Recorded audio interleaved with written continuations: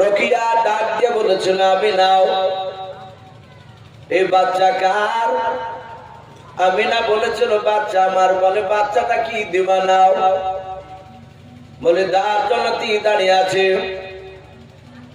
হযরত রকিয়া বিনত আবু জুহাশ মেয়েটাও আল্লাহর রাসূলকে বাপজির কোলে নিয়ে বাপজি চুমা দিতে শুরু করে দিল। এমন ভাবে ভালোবাসা বাপজি দিতে লাগলো, আদর স্নেহ করতে লাগলো। লাস্ট বেলায় বলেছিল গো বোনাবি না, এই বাচ্চা আমি নিয়ে যাবো, আমাকে কি দিবা না? বলে কেন দিব না, দেওয়ার জন্য তো দাঁড়িয়ে আছে। ডাক দিয়ে বলেছিল রে বোনাবি না, আমি বাচ্চা নিয়ে যাবো। তার পূর্বে একটা কথা বলে, বাচ্চার আব্বা দুনিয়ার বুকে কি কাজ করে একটুখানি বলো। হযরতে আমিনা ডাক দিয়ে বলেছিল আমার বোন রুকিয়া, এই ছেলেটার আব্বা দুনিয়ার বুকে বেঁচে নাই, মারা গিয়েছে, কোনো কাজ করতে পারে না। ছেলের আব্বা মারা গিয়েছে, সিরিয়া ব্যবসা করতে গিয়ে আর জিন্দা ফিরে আসে না। রকিয়া শোনার পর ডাক দিয়ে বলল আমিনা, এই মা বাপ মরা ছেলে, এতিম বাচ্চা ছেলে নিয়ে গিয়ে কোনো মোটা টাকা পাওয়া যাবে না। ওরে আমিনা, তোমার বাচ্চা তুমি নিয়ে নাও, আমি অন্য বাচ্চা নেবো, যে বাচ্চার আব্বা বেঁচে আছে, মোটা টাকা ইনকাম করে। হযরত বাপজি আমিনাকে ফেরত দিয়ে বাপজি চলে গেল রকিয়া। দ্বিতীয় নাম্বার আর একটা মেয়ে বাপজি এসেছিল। ওই মেয়েটার নাম কেতাবে লিখেছে ফাতেমা বিনত আবু কুবা। ফাতেমা বলে বাপজি দাইমাতে এসে বলেছিল আমিনা, এই বাচ্চাকে আমাকে দিবা না? বলে কেন দিব না? ওই ফাতেমা আল্লাহর রাসূলকে বাপজি কোলে নিয়ে বাপজি চুমা দিতে দিতে দিতে বলেছিল, এত সুন্দর বাচ্চা জীবনে প্রথম দেখলাম। ওরে আমিনা, এই বাচ্চা আমি নিয়ে যাব। বলে নিয়ে যাও। যার সময় ডাক দিয়ে বলেছিল বোন আমিনা, এই ছেলের আব্বা পৃথিবীর বুকে কি কাজ করে বললাম। যখন বলে ছেলের আব্বা বেঁচে নাই, মারা গিয়েছে, আর সঙ্গে সঙ্গে হযরত ফাতেমা ওই রকিয়া দাইমার মতো বাপজি বাচ্চা ফেরত দিয়ে চলে গেল। এইভাবে আজ না দুই নাই, সন্ধ্যা বাপজি লাগতে লেগেছে, সূর্য লানি দেখা দিয়েছে। বাবা হযরত বাপজি আমিনার কাছে এক নাই দুই নাই 70টার উপরে বাপজি দাইমারা আল্লাহর নবীকে বাপজি সবাই নিব বলেছিল। যখন শুনেছিল নবীর আব্বা বেঁচে নাই, তখন বাবা ওই 70টার উপরে দাইমা তারা বিশ্ব নবীকে কেউ নাই না, সবাই ফেরত দিয়ে বাপজি চলে গেল। আমিনা রাসূলকে কোলে করে নিয়ে কাঁদছে, ওগো মাওলা, ওগো রব্বুল আলামিন, তুমি কেনই বা বাচ্চা দিলে এত সুন্দর? এই বাচ্চার আব্বাকে কেন তুমি কেড়ে নিলে? এই যে বাপ মারা বলে কেউ নিল না, 70টার উপরে দাইমা সবাই ফেরত দিয়ে চলে গেল।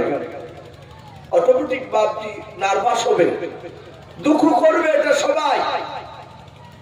আব্দুল মুতালিবকে বলছেন, আব্বা আমার ছেলেকে আর বাঁচানো যাবে না, এই ছেলেকে মনে হয় আর কেউ নিবে না। বলে মা কাঁদিস না, নিশ্চয় দাইমা আল্লাহ পাঠিয়ে দিবে, আল্লাহ নিশ্চয় দাইমা পাঠাবে।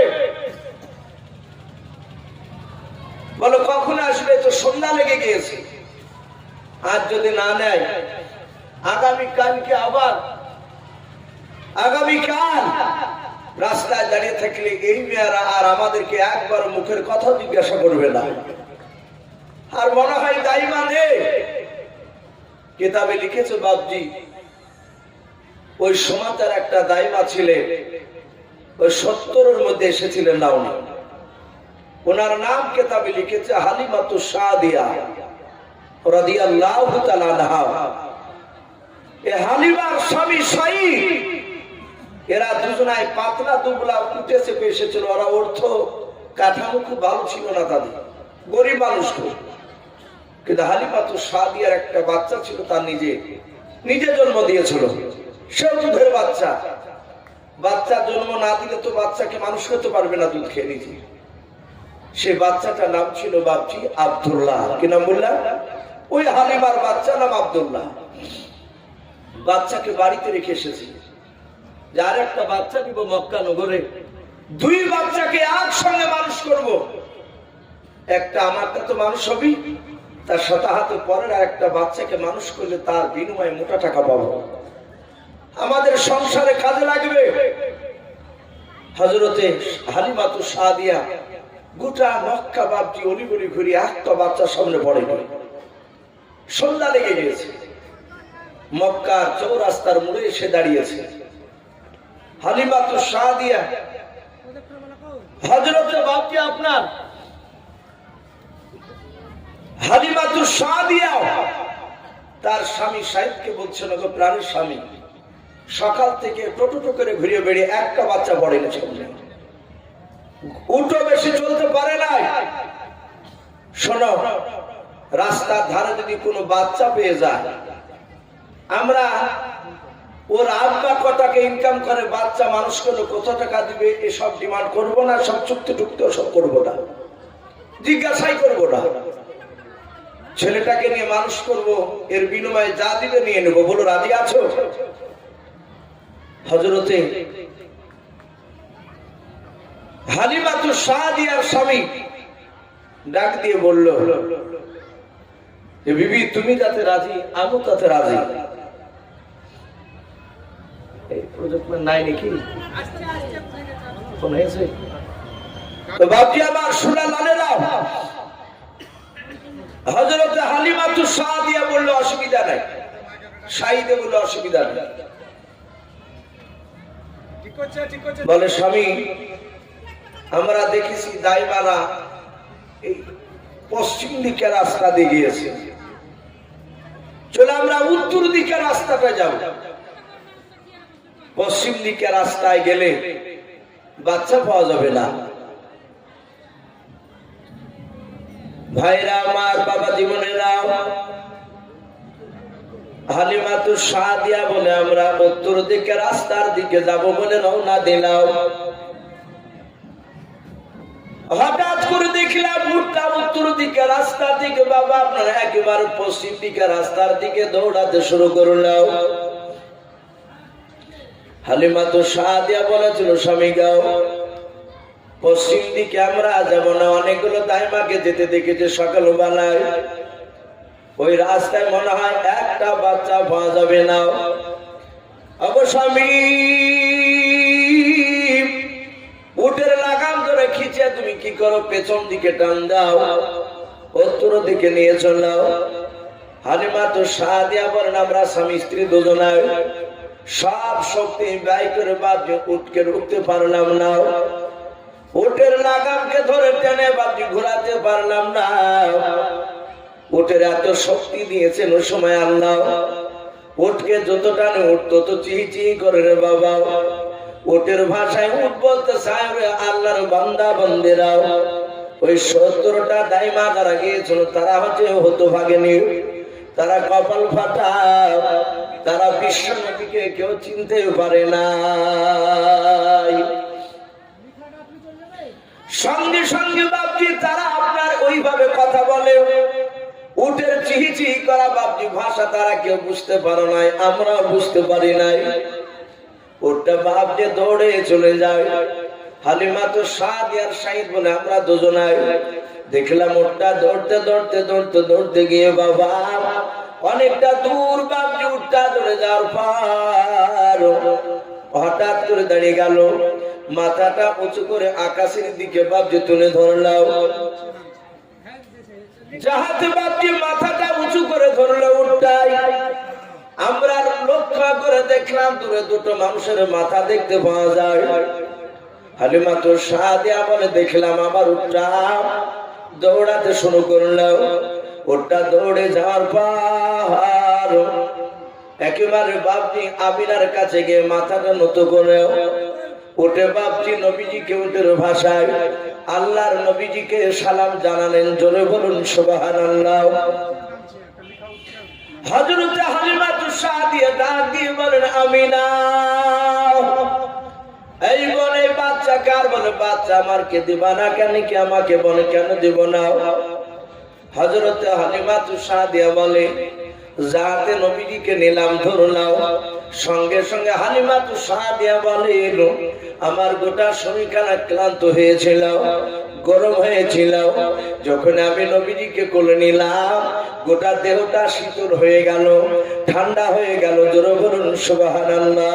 আল্লাহ ভাই একটু জিকির করুন, লা ইলাহা ইল্লাল্লাহ, লা ইলাহা, একটু মাঝে জিকির করে নি, লা ইলাহা, আরো জোরে লা ইলাহা, লা ইলাহা ইল্লাল্লাহ, লা ইলাহা ইল্লাল্লাহ, লা ইলাহা ইল্লাল্লাহু মুহাম্মাদুর রাসূলুল্লাহ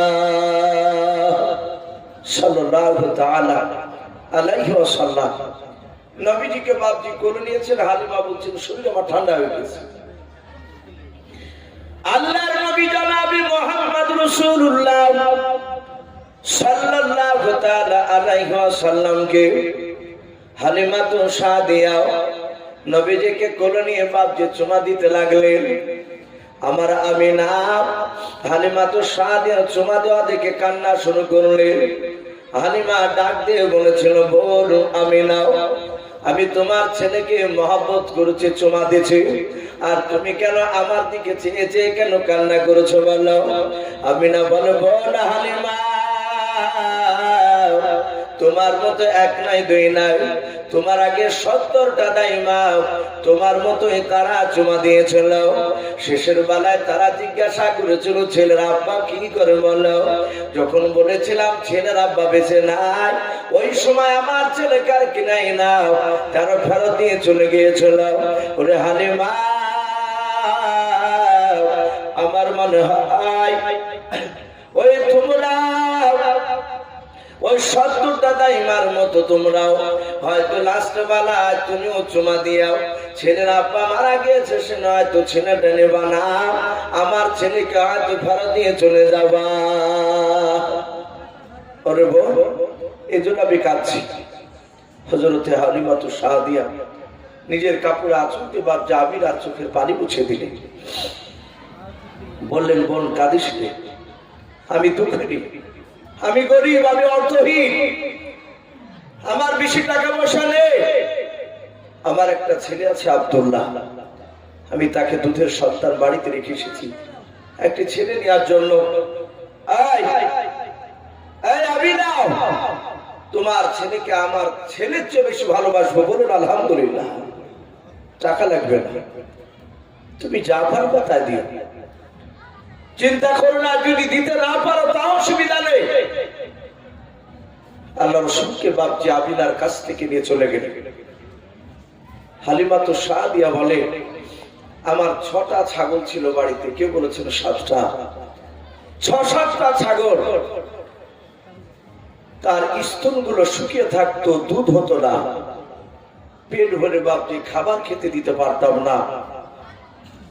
ওই এলাকাতে বাপজি খুব বেশি ঘাস ছিল না, এমন যে ঘাস ছিল, আর অনেক মানুষের ছাগল ছিল, দম্বা ছিল, উট থাকতো, সবার পেট ভরতো না।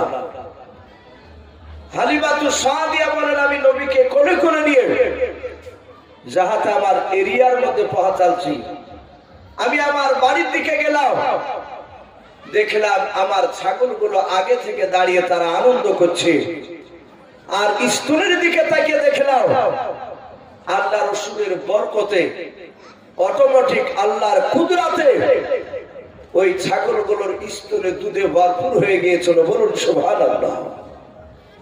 হালিমাতু সাদিয়া বলেন, আমার তকদির পাল্টাছে তা বুঝতে পেরেছি।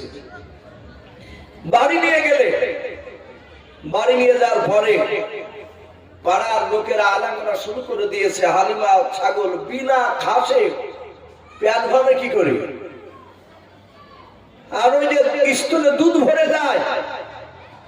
পাড়ার মেয়েরা বলে যে হালিমার ছাগল দেখে না থাকবো, খেলি বাই দিয়ে দিব আমরা, দেখি পেট ভরে কিনা।